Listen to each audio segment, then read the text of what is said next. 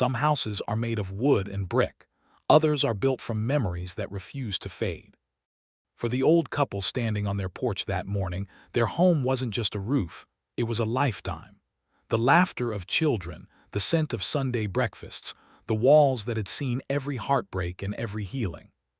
But to the man in the suit holding that paper, it was just property, a number, a line in a ledger. And when he said, "You're being evicted," the world went still. Until Jason Statham stepped out of the black car parked by the curb, and behind him came the children they'd once saved. Before we continue, to our returning viewers, thank you. Your support is what fuels us to bring these powerful stories to life. And if you're new here, we invite you to subscribe. With your help, we'll continue to share stories that inspire, challenge, and move hearts. And if this story touches you, please leave us a comment. Your words mean more than you know. The morning started like any other, slow, gentle, and ordinary. The kind of morning that old souls live for. Birds on the fence, the smell of coffee drifting from the kitchen, sunlight spilling across the porch where Harold and Margaret sat side by side. Harold's hands were rough from years of carpentry. He'd built this house with his own sweat half a century ago, board by board, nail by nail. Margaret used to joke that he didn't just build a house, he built a promise. But that morning, the promise was being tested. A silver sedan rolled down the quiet street, the kind that didn't belong in this neighborhood. Harold noticed first. His eyes narrowed as the car stopped at the curb. A man in a tailored suit stepped out, holding a folder so thick it could only mean trouble. "Morning," Harold said, standing, trying to keep his voice steady. The man didn't smile. "Mr. and Mrs. Walker." Margaret's hand tightened around Harold's arm. "Yes." "I'm afraid I have some difficult news," the man said, pulling a stack of papers from his folder. "This property has been foreclosed. The bank's authorized immediate eviction." The words hit harder than any hammer Harold had ever swung. Margaret blinked, confusion knitting her brow. "That's impossible. We paid this house off 30 years ago." The man's tone stayed cold, professional. "I'm sorry, ma'am, but it seems there's been an ownership transfer through a corporate lien. The paperwork's all here." Harold's jaw clenched. Ownership transfer to who? The man glanced at the papers. A company called Westbridge Holdings.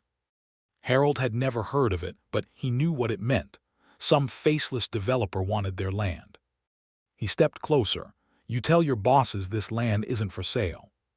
"I'm not here to negotiate," the man said. "I'm here to inform." He extended the notice. "You've got 72 hours to vacate the premises." Margaret's voice broke. "But this is our home." He didn't answer, just left the papers on the porch railing, nodded once, and turned back toward his car. As the sedan drove off, the world fell quiet again, but it wasn't peace anymore. It was the quiet before heartbreak. Harold stared at the notice like it was written in a foreign language. His hands shook as he read it. Numbers, signatures, stamps, all of it felt heavy, unreal. Margaret sat down, staring at the yard. "I planted those roses when our first foster boy arrived," she whispered. "Do you remember? He said the yellow ones looked like sunshine."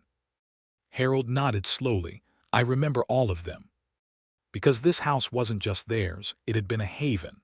Over the years, they'd taken in more than a dozen children who'd had nowhere else to go. Some stayed months, some years, a few just long enough to remember what kindness felt like.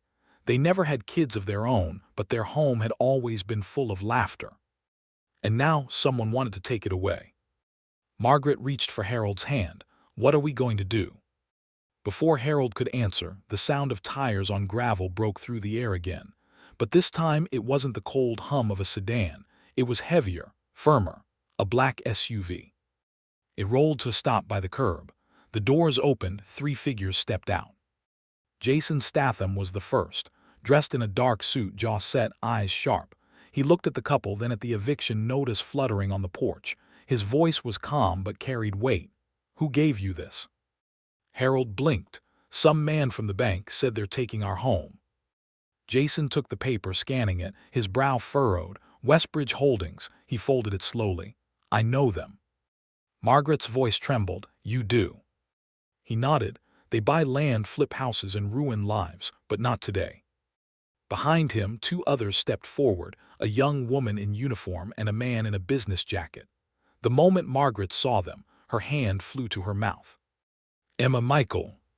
The two smiled, faces she hadn't seen in years, all grown now. Her foster children. Emma stepped forward first, her military badge glinting in the sunlight. "We heard what happened," she said softly. "Jason called us." Jason's eyes flicked between them all. "You took care of them when no one else did. Now it's our turn." Harold tried to protest. "We don't want trouble." Jason shook his head. "Trouble already came knocking. We're just answering the door." The words hung in the air, steady, grounding. For the first time that morning, Harold felt something other than fear. He felt hope. Jason stepped onto the porch, surveying the house. The creaking boards, the faded paint, the little garden, everything about it told a story. He touched the porch railing, as if feeling the history beneath his fingertips.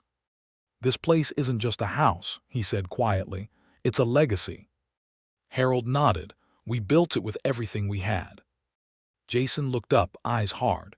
"Then we'll make sure no one takes it away."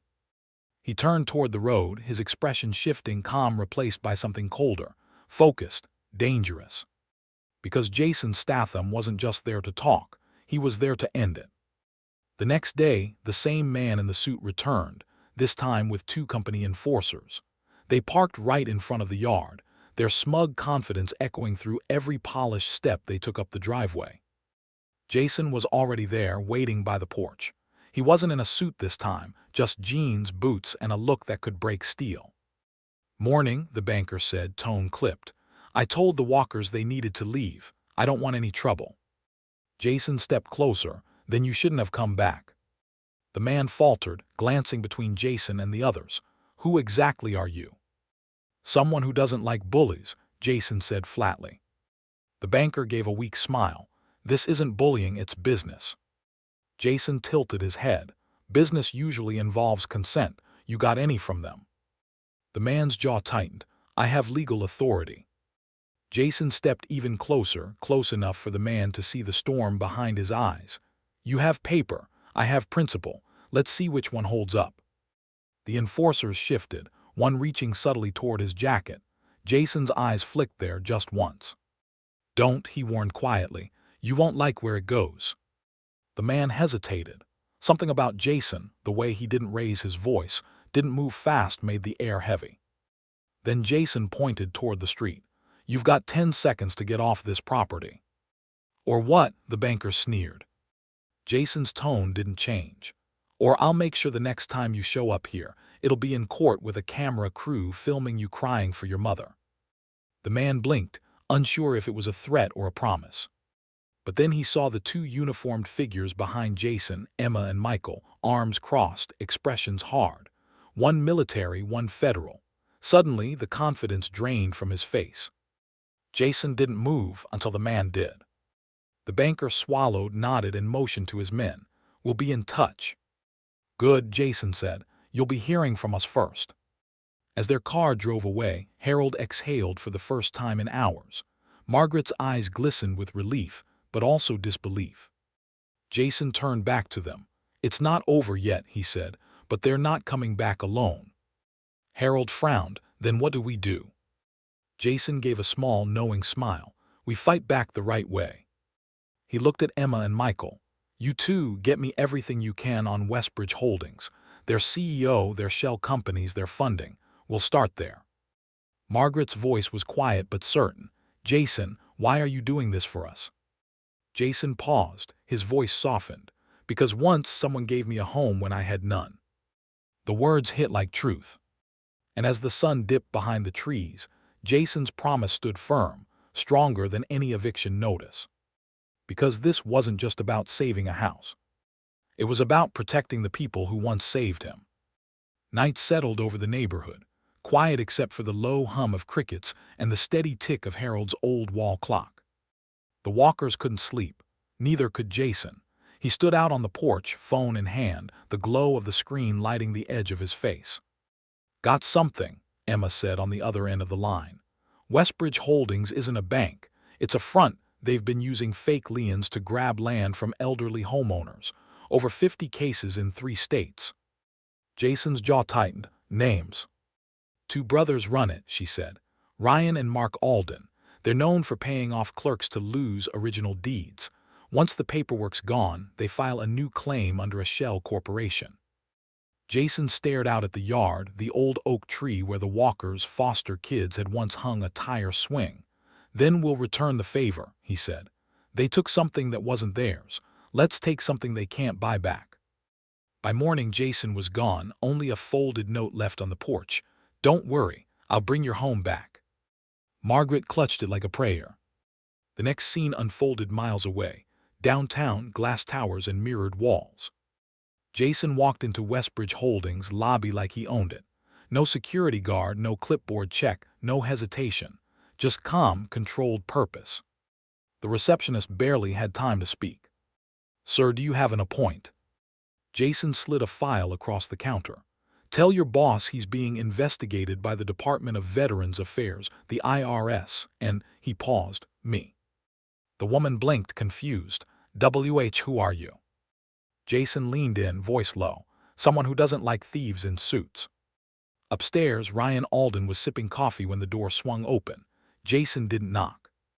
Ryan looked up, startled. Excuse me, who are? Jason tossed the eviction notice onto the desk. You remember this? Ryan's smirk faltered. One of our properties, routine claim. Jason took a slow step forward. Routine fraud. Ryan laughed nervously. You don't have any idea who you're talking to.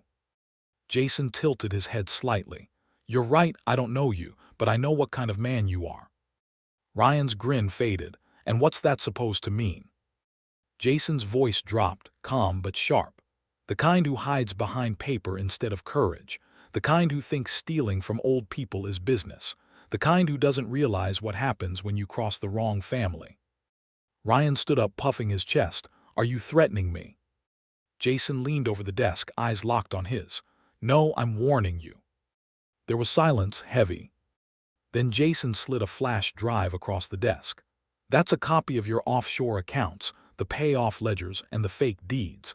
You'll find them all on the evening news if you don't make this right by tonight.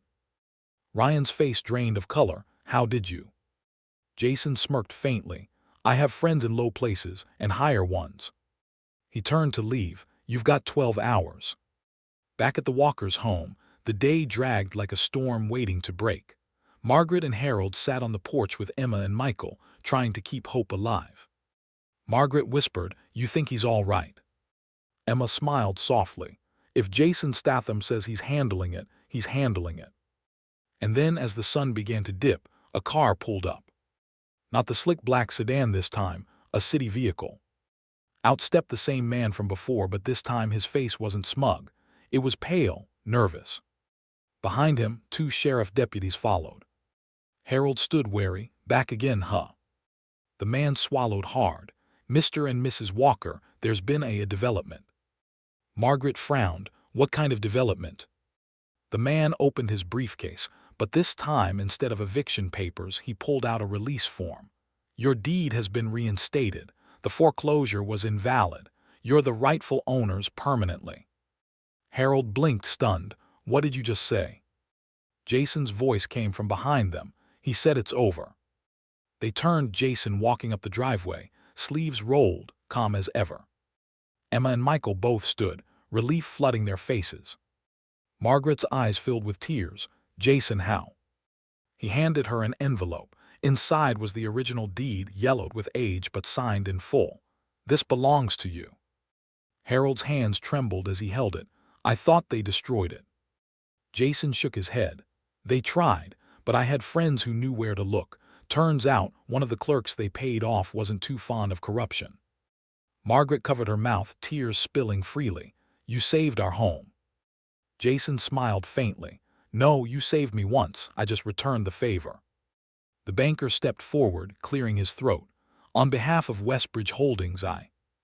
Jason raised a hand, stopping him cold. Don't just leave. The man nodded quickly, retreating to his car without another word.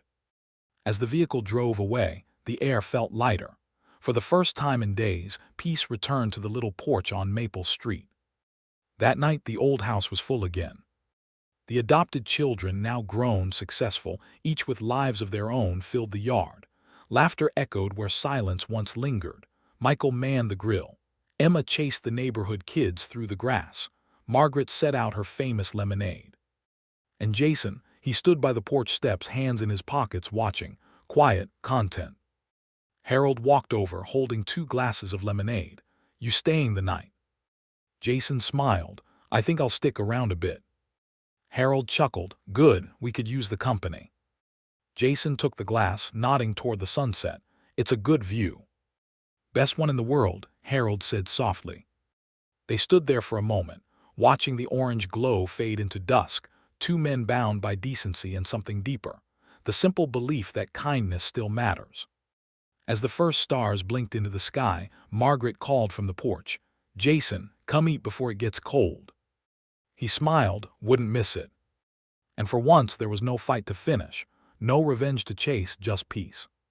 Because Jason Statham doesn't always walk into a diner to break bones. Sometimes he walks into a home to protect the heart that built it.